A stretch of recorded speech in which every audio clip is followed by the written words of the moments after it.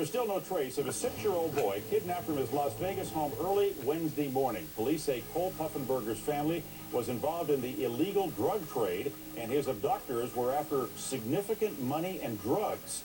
Las Vegas police said 2 men first identified themselves as police officers, tried to gain entry to the home, and then demanded money before kidnapping the youngster. The 6-year-old's described as 3 feet 11, weighing 48 pounds. He has blonde hair, blue eyes, and as you can see, silver-rimmed glasses. This is a very clear message. The act of kidnapping this child. Tina Meyer has stolen a large sum of money, all proceeds from illegal drug activity.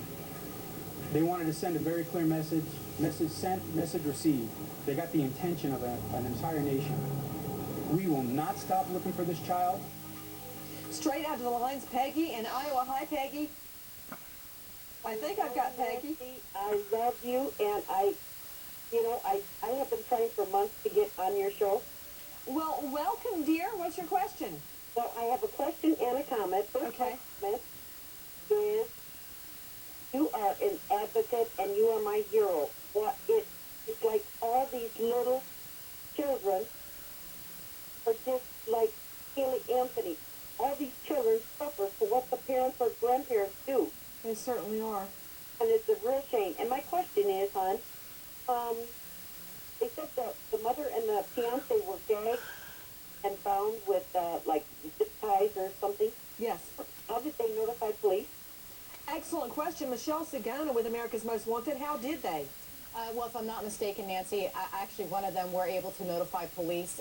But again, police are not saying for sure exactly the details of what went on inside of that house. But I can tell you that I did speak with Tenenmeyer's, a neighbor of his, of more than a decade. And what the neighbor tells me is that Tenenmeyer would often walk his grandson to kindergarten every day, and that he and his wife cared very much for this child, and that they actually watched him during the daytime hours. So if there's something that happens to this child, one would think and one would imagine, based on this conversation that I had with the neighbor and that's known him for a long time, that he is actually probably pretty concerned if he's still around himself. But again, he is still missing. To Kai Plascon with KXNT, what can you tell us? It was an extremely dramatic situation. Nothing angers police more than somebody showing up at a door and pretending to be a cop. That's what these guys did. She opened up the door just a little bit, possibly, and they just shoved their way right in.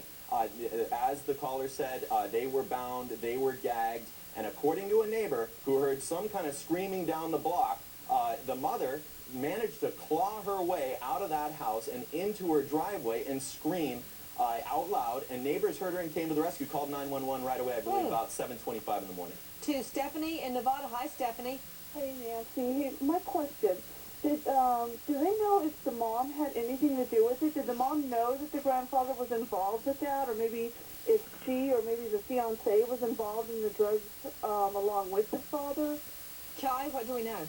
Well, apparently everybody in the family, as far as we knew that that the grandfather was involved in some kind of drug dealing, and everybody is being looked at, according to police. Everybody except for the father, who just showed up out of nowhere and was extremely upset by this. But everybody in the family, including apparently Clemens Fred Tenenmeyer, has a wife as well, and she even knew. We got a caller at KXNT this morning that said that that the family had shunned drugs because of how involved Clemens was in the drug trade.